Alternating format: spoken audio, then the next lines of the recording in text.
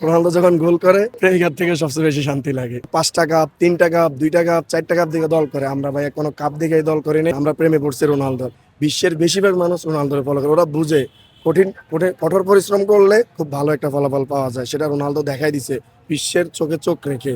সবসময় কিন্তু পেপার চক্রান্ত শিকার হইতো। এটা আপনি জানেন কি জানেন না আমি সেটা বলতে পারব না। আমি 2010 থেকে খেলা দেখার স্টার্ট করছি। আর যখন রোনালদো ম্যান সিটি থেকে রিয়াল মাদ্রিদে আসছে তখন থেকে ওর প্রেমে পড়া।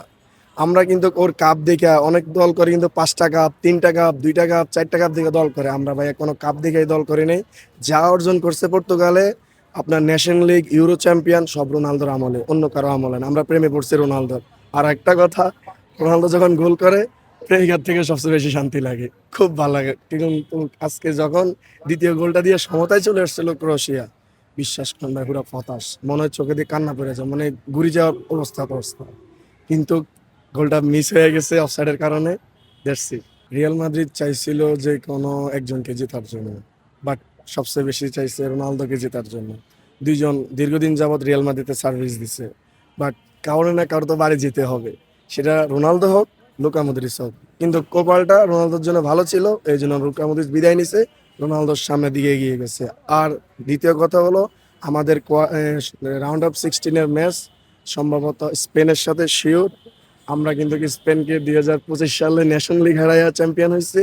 এই ম্যাচটার জন্য আমরা কোনো চিন্তা করতেছি না। আমরা অবশ্যই এই ম্যাচটাকে জয় করে সামনে ফ্রান্সের সাথে লড়াইয়ের জন্য প্রস্তুত হব। কিছুদিন আগে সিমসন কার্টুন যে ভবিষ্যৎ বানিয়ে দিছে যে মেক্সিকো বনাম পর্তুগাল ফাইনাল খেলবে। এখন দুই দলে তো কঠিন পরিস্থিতির সম্মুখীন হয়ে সামনে যাইতেছে। মেক্সিকো ওইভাবে আগাই আসতেছে ওই দল থেকে, ওপেনিং টিম থেকে। এখান থেকে পর্তুগাল যাইতেছে। এখন কোনো একটা তো বাদ হইতেছে না। ভবিষ্যতে কি হয় একমাত্র উপরওয়ালা জানে। কিন্তু কাপ কে নিবে সেটা উপরওয়ালা ঠিক করে রাখছে। ভাগ্যটা এখন সময়ের ব্যাপার। বাট আমরা আশা করি 2026 বিশ্বকাপ ক্রিস্টিয়ানো রোনালদো নিবে। এখন বাকিটা সামনে দেখা যাক। আরেকটা কথা, যখন রোনালদো গোল করে না, কলম্বিয়া ম্যাচ আর উজবেকিস্তান ম্যাচ করছিল, অ্যান্ড দেন ডিআর কঙ্গো ম্যাচে গোল করতে পারেনি। কিছু ফ্রেন্ড আছে আমাকে অ্যাকচুয়ালি আমাকে হ্যারাসমেন্ট করছে, আমার পার্সোনাল ফ্রেন্ডরা, যে 41 বয়সে এটার দ্বারাও সম্ভব যে গোল করবে। ওকে বসাই দিতে বলো, 70 মিনিট পরে নামাইবো, 80 মিনিট পরে নামাইবো, 50 মিনিট পরে নামাইবো।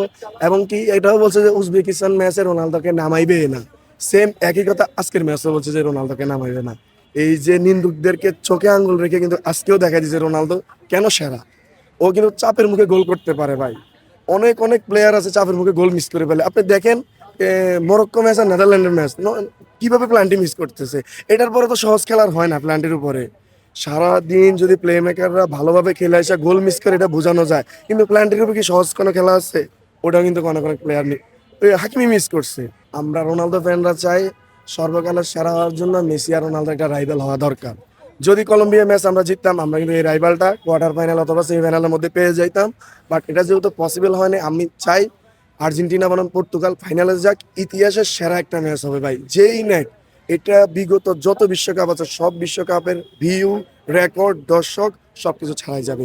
খুব আনস্টেবল, খুব ভালো একটা ম্যাচ হবে ইনশাআল্লাহ।